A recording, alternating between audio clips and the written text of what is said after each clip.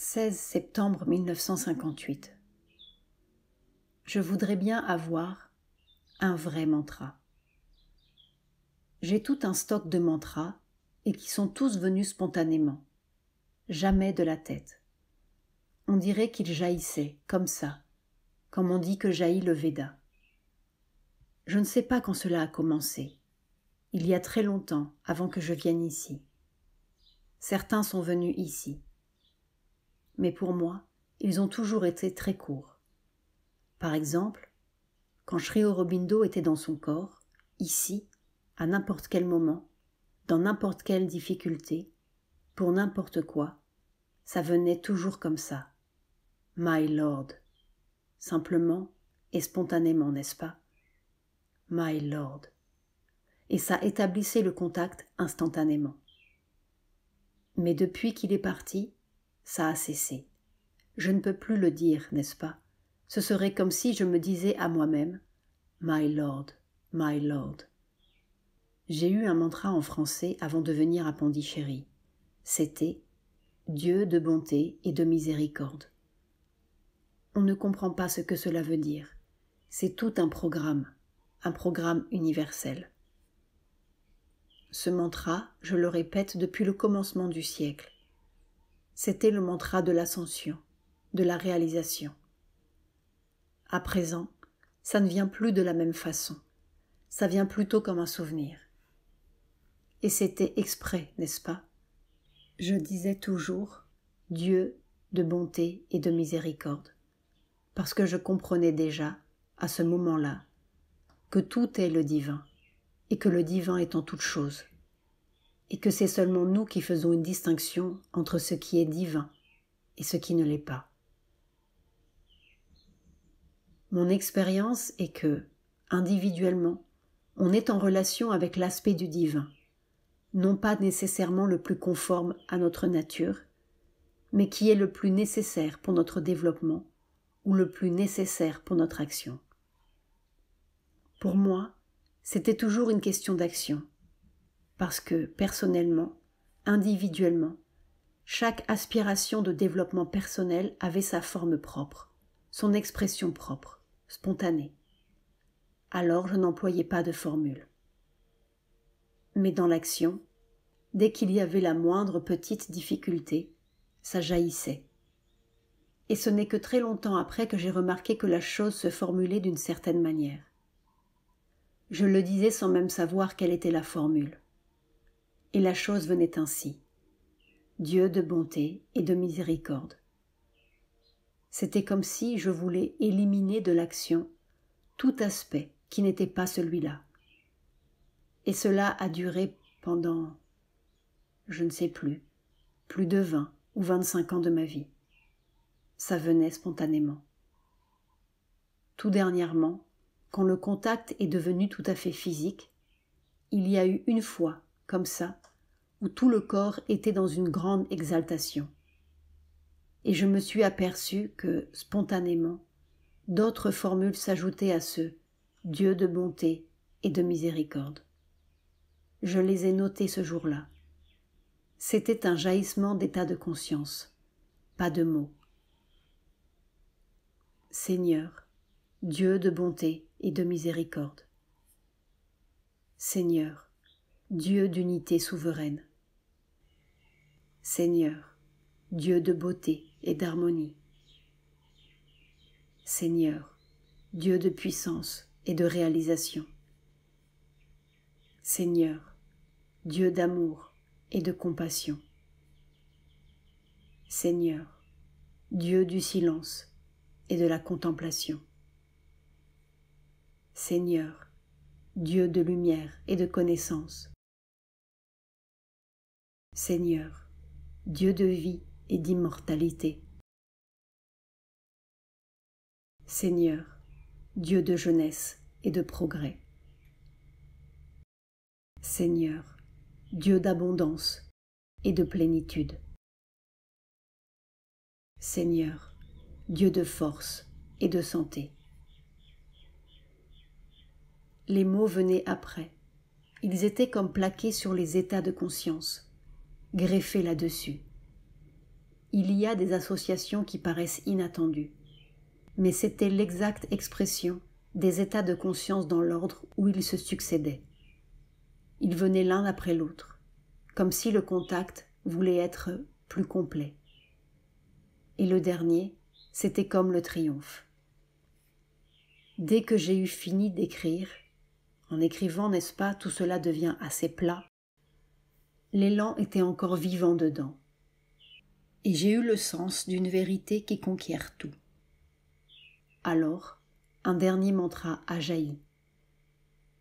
Seigneur, Dieu de la vérité victorieuse. Comme un triomphe. Mais celui-là, je ne l'ai pas écrit parce que je ne voulais pas gâter mon impression. Naturellement, il ne faut pas que ces choses soient publiées. On pourra les classer dans cet agenda de la manifestation supramentale pour plus tard. Plus tard, quand la victoire sera remportée, on dira « Vous voulez voir la courbe ? Et qu'est-ce qui va venir maintenant ?» J'entends tout le temps le mantra sanskrit. Om, Namo, Bhagavate. C'est là, tout autour de moi. Ça prend toutes les cellules, et tout de suite, elles jaillissent dans une ascension. Et aussi la chose de Narada. Narayana, Narayana. C'est un ordre du reste, ça veut dire « maintenant tu vas faire ce que je veux ». Mais ça ne vient pas du cœur. Qu'est-ce que ce sera ? Non, ça jaillira d'un seul coup, comme ça, et ce sera très puissant. Il n'y a que la puissance qui puisse faire quelque chose. L'amour se perd comme dans du sable. Les gens restent béats. Et rien ne bouge. Non, il faut la puissance. Il faut faire comme Shiva, remuer, barater. Quand j'aurai ce mantra, au lieu de dire bonjour, au revoir, je dirai ça. Je dis bonjour, au revoir. Ça veut dire bonjour, la présence est là, la lumière est là. Au revoir, je ne m'en vais pas, je reste là. Mais ce mantra, quand je l'aurai, je crois qu'il se passera quelque chose. Silence. Pour le moment, de toutes les formules ou mantras, ce qui agit le plus directement sur ce corps et prend toutes les cellules et tout de suite fait ça, geste vibrant. C'est le mantra sanskrit Om Namo Bhagavate. Dès que je m'assois pour une méditation, dès que je suis une minute tranquille où je me concentre, ça débute toujours par ce mantra. Il y a une réponse dans le corps, dans les cellules du corps. Elles commencent toutes à vibrer. C'est arrivé comme cela. Y vient de revenir, il a rapporté une malle pleine de choses. Alors il m'a montré tout cela et son agitation faisait des petites vagues serrées, serrées. Ça faisait mal dans la tête. Ça faisait... Enfin, c'était désagréable. Quand je suis sortie, ça venait de se passer. Alors je me suis assise, j'ai fait comme cela, geste de balayage, pour que ça cesse. Et tout de suite, le mantra a commencé. C'est monté de là. Mère désigne le plexus solaire. Comme ça. Om Namo Bhagavate. Om Namo Bhagavate.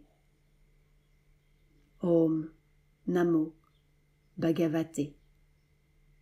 C'était formidable. Pendant tout le quart d'heure qu'a duré la méditation, ça remplissait tout de lumière. Dans le grave, c'était d'un bronze doré. À la hauteur de la gorge, c'était presque rouge. Et dans l'aigu, c'était une sorte de lumière blanche opaline. Om Namo Bhagavate. Om Namo Bhagavate. Om Namo Bhagavate. L'autre jour, C'était dans mon cabinet de toilette là-haut, c'est venu. Ça a pris tout le corps. C'est monté comme ça. Toutes les cellules tremblaient. Et avec une puissance. Alors j'ai tout arrêté, tout mouvement. Et j'ai laissé la chose se développer. Et la vibration allait en s'amplifiant, grossissant toujours, en même temps que le son lui-même s'amplifiait. Et toutes les cellules du corps étaient prises d'une intensité d'aspiration, comme si tout le corps se gonflait. Ça devenait formidable. J'avais l'impression que tout allait éclater.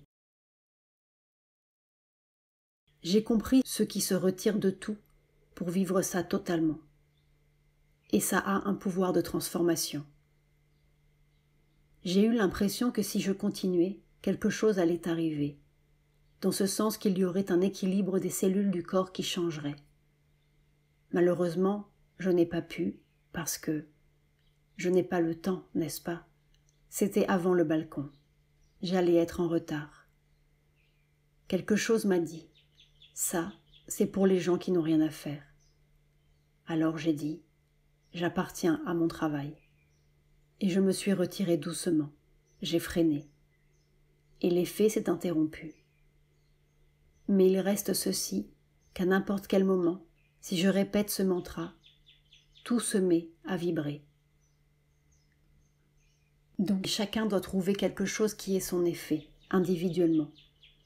Moi, je ne parle que de l'action physique, parce que mentalement, vitalement, dans toutes les parties intérieures de l'être, l'aspiration prenait toujours, à chaque fois, sa forme spontanée. C'est seulement physiquement. Le physique semble être plus ouvert à une chose qui se répète. Comme par exemple, cette musique que nous jouons le dimanche, où il y a 3 séries de mantras combinés. Le premier est celui de Chandi, il est adressé à la Mère universelle. Ya, Devi, Sarvabhuteshu, Matri Rupena, Sanstita. Ya, Devi, Sarvabhuteshu, Shakti Rupena, Sanstita. Ya, Devi, Sarvabhuteshu, Shanterupena, Sanstita. Namaste Siyai, Namaste Siyai, Namaste Siyai, Namo, Nama. Le second est adressé à Sri Aurobindo, et je crois qu'ils ont mis mon nom à la fin. Cela comprend le mantra dont je parlais. Om, Namo, Nama, Srimiram, Bikaiyai. Om, Namo, Bhagavate, Sri Aravindaya. Om, Namo, Nama, Srimaram, Bikaiyai. Et le troisième est adressé à Sri Aurobindo. Tu es mon refuge. Sri Aravinda, Sharanam, Marna. Et chaque fois que cette musique vient, ça produit exactement le même effet à ce corps. C'est une chose curieuse, comme si toutes les cellules se dilataient, et on a l'impression que le corps va devenir plus grand. C'est tout dilaté, comme s'il était gonflé de lumière, de force, beaucoup de force. Et cette musique fait comme des volutes, comme si c'était de la fumée d'encens lumineuse, blanche, pas transparente, vraiment blanche, et qui monte. Et chaque fois je vois la même chose. Ça part en forme de vase, puis ça se gonfle comme une amphore, et ça se rassemble plus haut pour s'épanouir dans une sorte de fleur. Alors, pour ces mantras, cela dépend de ce que l'on veut. Je suis en faveur d'un mantra court, surtout si on veut faire des répétitions très multiples et en même temps spontanées. 1, 2 mots, 3 mots tout au plus. Parce qu'il faut qu'on puisse s'en servir dans tous les cas, quand il va arriver un accident par exemple. Il faut que ça jaillisse sans qu'on y pense, sans qu'on appelle. Que ça sorte spontanément de l'être, comme un réflexe, tout à fait comme un réflexe. Alors le mantra a sa pleine valeur. Pour moi, Les jours où je n'ai pas de préoccupation spéciale ou de difficultés spéciales, des jours que je pourrais appeler normaux, où je suis normal, tout ce que je fais, tous les mouvements de ce corps, toutes les paroles que je prononce, tous les gestes que je fais, sont accompagnés et comme soutenus ou doublés de ce mantra. Om Namo Bhagavate. Om Namo Bhagavate. Tout le temps, tout le temps, tout le temps. Ça, c'est l'état normal. Et ça crée une atmosphère d'une intensité presque plus matérielle que le physique subtil. C'est presque comme des effluves de médium. Et ça a une grande action, très grande action. Ça peut arrêter un accident. Et ça accompagne tout le temps, tout le temps. Alors voilà, c'est à savoir ce que tu veux en faire. C'est pour garder l'aspiration, pour se souvenir. On tombe tellement facilement dans l'oubli, pour créer une espèce d'automatisme. Tu n'as pas de mantra qui te soit venu, qui te donne une impression plus vivante. Leurs mantras sont longs. Et le swami tantrique ne m'a donné aucun mantra de la mer. Alors, il y en a, mais il ne me les a pas donnés. Je ne sais pas, cela n'a pas beaucoup d'effet sur moi. C'est quelque chose de très mental. C'est pour cela qu'il faudrait que ça jaillisse de toi. Silence. Cette chose, ce mantra, Om Namo Bhagavate, est venu à moi au bout d'un certain temps, parce que je me disais, enfin je voyais, je voulais avoir un mantra qui soit le mien, c'est-à-dire qui soit en conformité avec ce que ce corps a à faire dans le monde. Et c'est à ce moment-là que c'est venu. C'était vraiment une réponse à un besoin qui s'était fait sentir. Alors, si tu sens le besoin, pas là, dans ta tête, mais ici, Mère désigne le centre du cœur.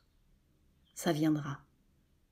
Un jour, ou bien tu entendras les mots, ou bien ils jailleront de ton cœur. Alors ça, il faudra le garder.